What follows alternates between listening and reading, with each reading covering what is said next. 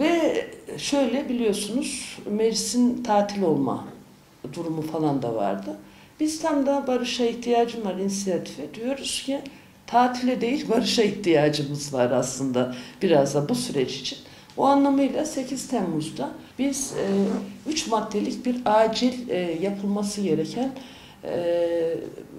maddelerimiz vardı. Yani bir an önce bunların gerçekleştirilmesi lazım ki hem Türkiye'nin demokratikleşmesi hem Kürt sorunun kalıcı çözümü için. Bunlardan biri var olan TMK'nın terörle mücadele yasasının bir an önce kalkması. Çünkü yani en ufak bir tweette, en ufak bir basın açıklamasında hepimiz yani Türkiye'de neredeyse yani kovuşturması olmayan, soruşturması olmayan gibi yani siyasetin önünün açılması lazım.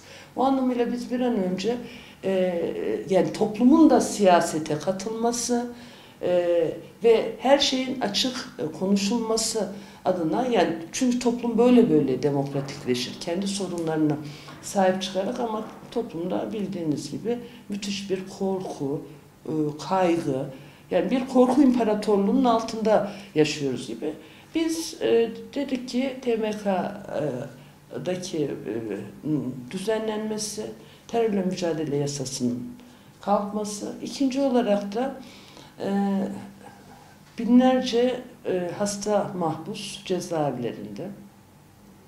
30-32 yıldan beri sürekli yani fazlasını yatıp da hala cezaevi gözlem idare kurullarının disiplin cezalarıyla uzattığı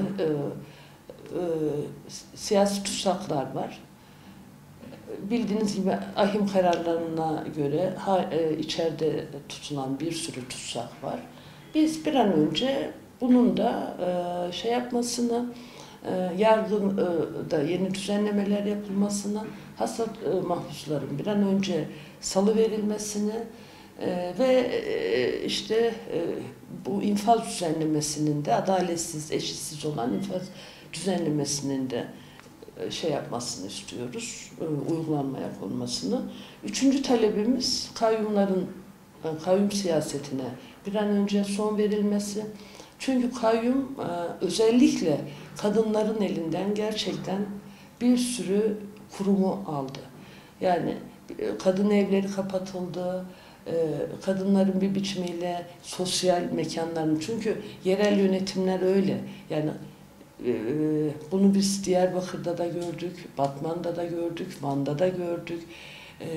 Eğer kadın bakış açısıyla yerel yönetim inşa edilirse kadınlar hem o yönetme yani kendi şehrini yönetme sürecinde bir biçimiyle aktif olarak yer alıyorlar. Artı kendi ihtiyaçları doğrultusunda taleplerini dile getirip bir sürü tandır evleri vardı, kart uygulamaları vardı. Yani kadın gerçekten çıkartan, sosyal hayata çıkartan bir sürü uygulama vardı. Kadınlar kendilerini güvende hissediyorlardı.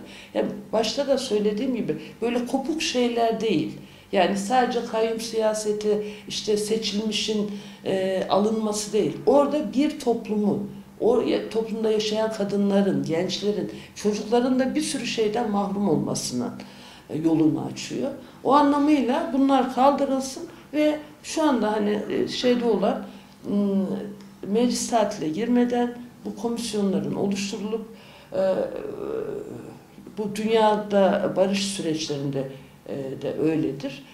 Komisyonlar çalışırlar. Bu komisyonların çeşitli şeyleri olur.